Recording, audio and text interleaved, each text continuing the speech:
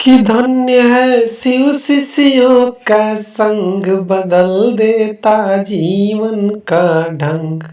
कि धन्य है शिव शिष्यों का संग, बदल देता जीवन का ढंग। मैं आपको ले चलता हूँ हरिनारायण की व्यक्तिगत जिंदगी में। मैंने 15 साल स्मशान में साधना की, कुछ नहीं मिला मुझको।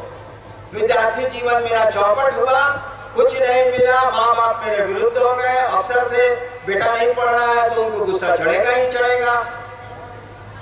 और मैंने अचानक शिव को गुरु माना, मुझको मालूम भी नहीं था कि शिव गुरु है। जब मैंने शिव को भगवान समझ के गुरु माना था 1974 में, यही नवंबर का महीना है जो कल से आने वाला है, नवंबर का महीना था, मैंने शिव को भगवान समझ के गुरु माना था। मुझको तो पता ही नहीं था कि शिव गुरु है, मैं जानता ही नहीं था। बचपन में पढ़ा था कि गुरु ब्रह्मा गुरु विष्णु गुरुदेव महेश्वरा, तो यही बात दिमाग में थी कि गुरु ब्रह्मा है, गुरु विष्णु है, गुरु महेश्वर है, तो महेश्वर गुरु का नहीं है भाई। और मैंने महेश्वर सुना था शिव को कहते हैं, मैंने शिव को गुरु मान लिया। और शिव को गुरु माना तो ये सोच के माना कि यहाँ कहीं कुछ नहीं है, पूरी लफड़ेबाजी है। क्योंकि शिव शरीर में नहीं है, आपको भी मालूम है, हमको भी उस समय भी मालूम था। किसको नहीं मालूम है कि शिव शरीर में नहीं है? मुझको भी ये पता था कि बताएगा किसे, मंत्र कहां से मिलेगा, साधना कहां से मिलेगी, ये आदमी तो शरीर में है नहीं, भेंट होनी नहीं है। कोई श्रद्धा मुझको नहीं थी, कोई विश्वास मुझको नहीं था। मैं तो समझता था कि बर्बाद हो गया मैं। और इसी अश्रद्धा और इसी अविश्वास में मैं बैठ के रोता था। मेरे माँ बाप मर गए, कुछ उनके मित्र लोग यहाँ बैठे हैं, हमको जो पढ़ाए हैं मंडल जी, इनको कहते थे कि हमारा बड़का लड़का पागल हो गया था, रोता था बैठ के। मैं सोचता था कि मैं क्या करूंगा, सब चौपट हो गया कि महादेव को गुरु माना, यहाँ क्या हासिल होना है, ये तो शरीर में है ही नहीं, तो हमको ज्ञान कौन देगा, हमको बताएगा कौन। और मैं जिद्दी आदमी हूं, जब शिव को गुरु मान लिया तो मान लिया। धीरे धीरे परिणाम आने शुरू हुए।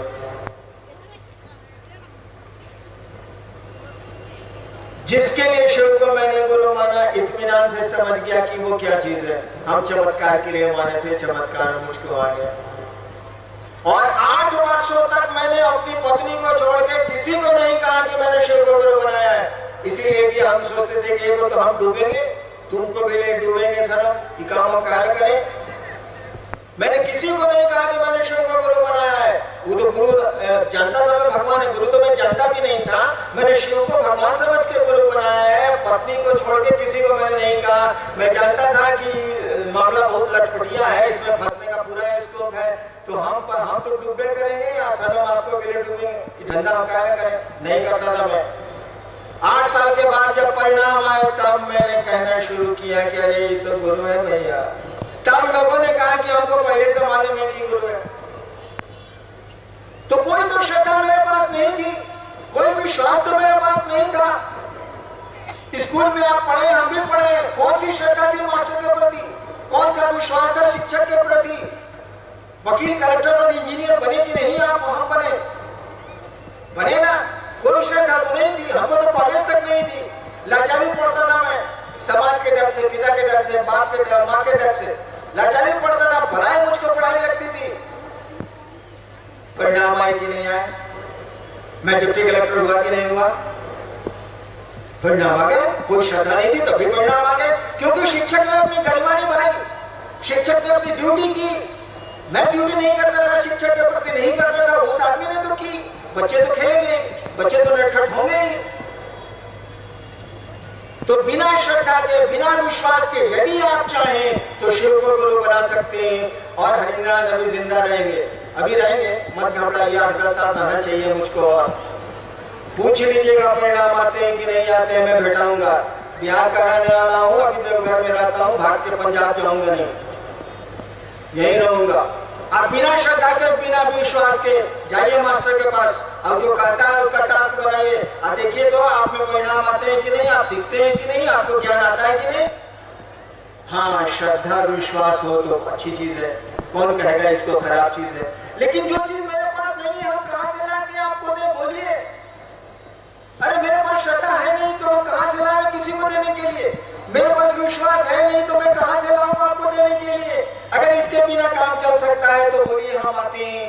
और भारत के आध्यात्म में मैंने कहा इसके बिना भी आओ, तुम शिव हो सकते हो, शिव ज्ञान को प्राप्त हो सकते हो। श्रद्धा विश्वास के बिना भी खूब मजे में काम चलेगा, है तब भी चलेगा, नहीं है तब भी चलेगा। आज तक कहा गया है कि मोक्ष मूलम गुरु कृपा, किंतु आपने अपने प्रथम सूत्र में गुरु से दया मांगने की विधा दी है। कृपा करके दया और कृपा में अंतर को स्पष्ट करने की कृपा। एक भाई ने पूछा है कि भारत का अध्यात्म कहता है मोक्ष मूलम गुरु कृपा, सही में बोलता है? मालिनी विजय तंत्र की लाइन है, पंक्ति है, मोक्ष मूलम गुरु कृपा। इसके बाद भी पंक्ति है, पूजा मूलम, ऐसे करते हैं। उसकी अंतिम पंक्ति है मोक्ष मूलम गुरु कृपा।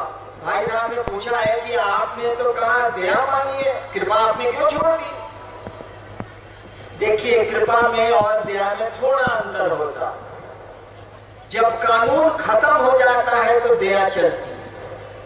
जब नियमों में आप जकड़ जाते हैं और कोई उपाय नहीं होता है, तब दया काम करती है। कृपा का मानी होता है कि करो, सामान्य अर्थ उसका यही है कि करो और पाओ। जैसे हम अब बिहार सरकार, झारखंड सरकार में नहीं है, सेवानिवृत्त हो गए हैं, अब हम सरकार से, कमिश्नर साहब से छुट्टी मांगेंगे, वो कहेंगे भैया हमको हम आपको छुट्टी कैसे दें, अब तो आप नौकरी में हैं ही नहीं। उसमें हम कृपा लिखते थे हम लोग कि हमको 2 दिनों का आकस्मिक अवकाश देने की कृपा की जाए, क्योंकि नौकरी करते थे। कृपा में होता है कि हमको अधिकार है, आप नहीं करिएगा तो हम आपके ऊपर से लेंगे, लेकिन लेंगे, हम इस काम को करते हैं तो क्यों नहीं दीजिएगा। और दया का मानी होता है कोई अधिकार नहीं है। दया का मानी होता है मर्सी। भारत के संविधान में भी मर्सी अपील है। जब माननीय सर्वोच्च न्यायालय जब किसी को की सजा संपुष्ट कर देता है तो उसको अधिकार है कि वो महामहिम राष्ट्रपति से दया की भीख मांग सकता है, मर्सी अपील कर सकता है। दया का मानी होता है कि हमको कुछ नहीं है तब भी चाहिए, है मर्सी अपॉन मी, मुझको कुछ नहीं है। पोर्शिया लाख समझा रही है शाइलर को कि तुम आधा पौंड मांस मत लो, अरे कर्जा नहीं लौटा है एंटोनी तो क्या हुआ, मत लो। वो कहता है कि नहीं हम लेवे करेंगे।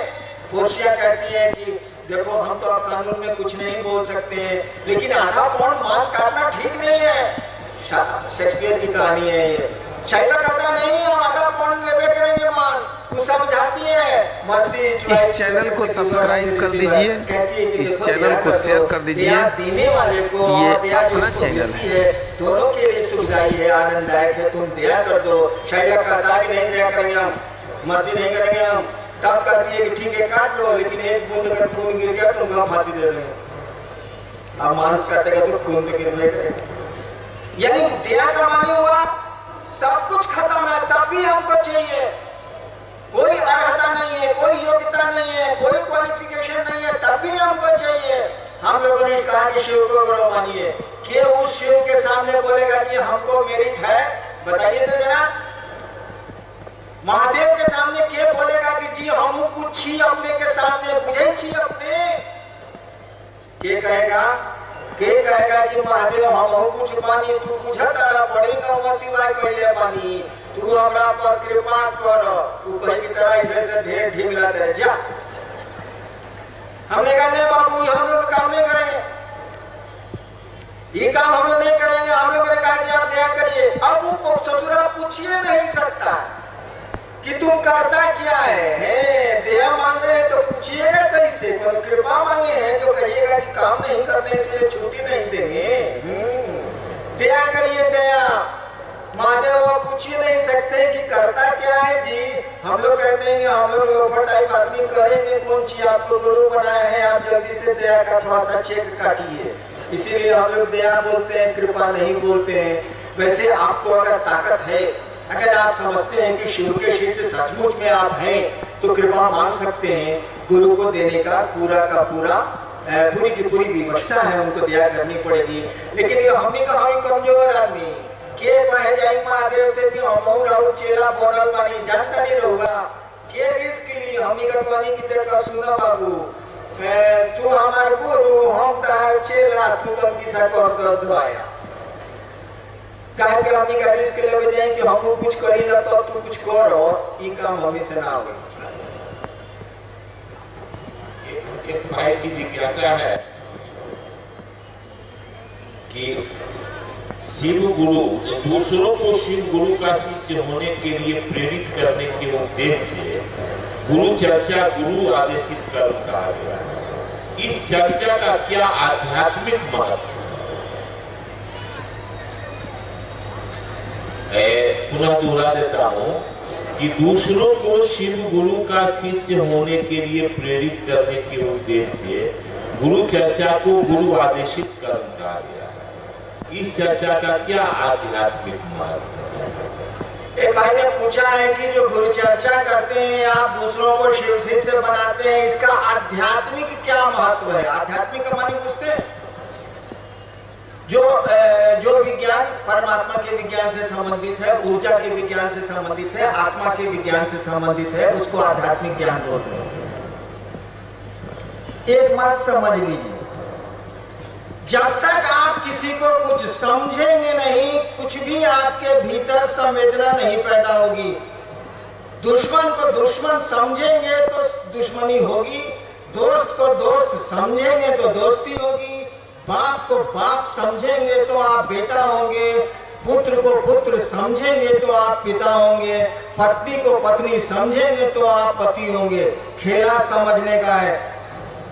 एक आदमी है जो बड़े सुख से अपने परिवार में रहता है, पत्नी है, बच्चे हैं, अचानक उसका माथा खराब हो जाता है और उसी पत्नी और बच्चे को वो पीटता है, मारता है। समझ उसकी काम नहीं कर रही है कि मेरी बीवी है, मेरे बच्चे हैं, समझ काम नहीं कर रही है और वो पागल हो गया है। पागल मतलब मैड का पूरा होता है मेंटल एपरेटस डिसऑर्डर, आदमी के माथे की मशीन का ठीक से काम नहीं करना।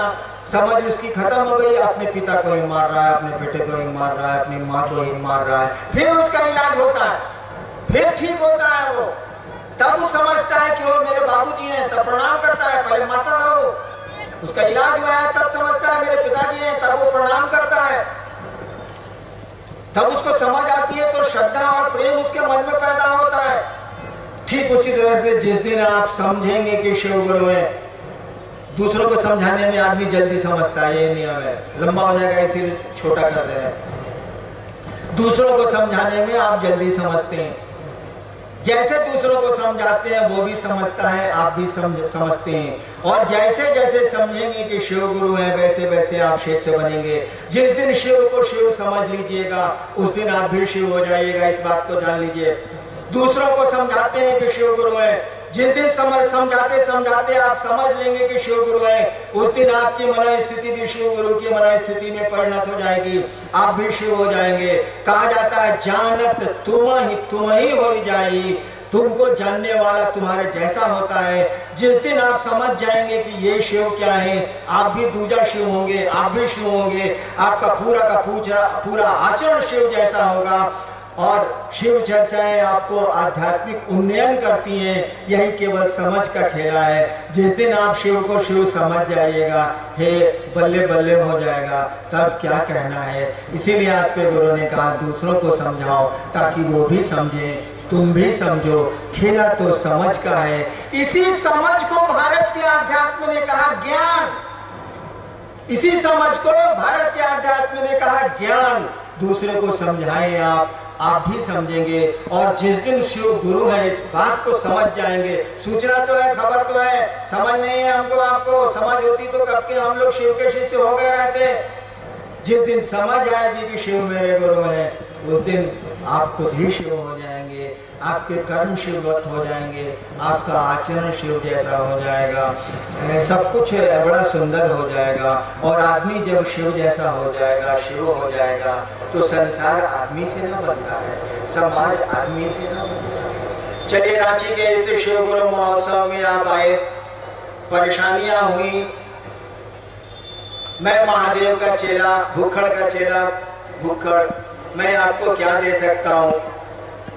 इतनी प्रार्थना अपने गुरु शिव से करता हूँ कि आपका जीवन सुखमय हो, शिवमय हो, आपके दुख थोड़े कम हो जाए। और यही शिव के शिष्य के रूप में अनधिकार आशीर्वाद देना चाहता हूँ कि आपका जीवन शिवमय हो, सुखमय हो, आप यथार्थ में सचमुच में शिव के शिष्य बने। यही प्रार्थना है, यही अनधिकार आशीर्वाद है। आप सबों के चरणों में मेरा प्रणाम है, आप मेरा प्रणाम स्वीकार करिए।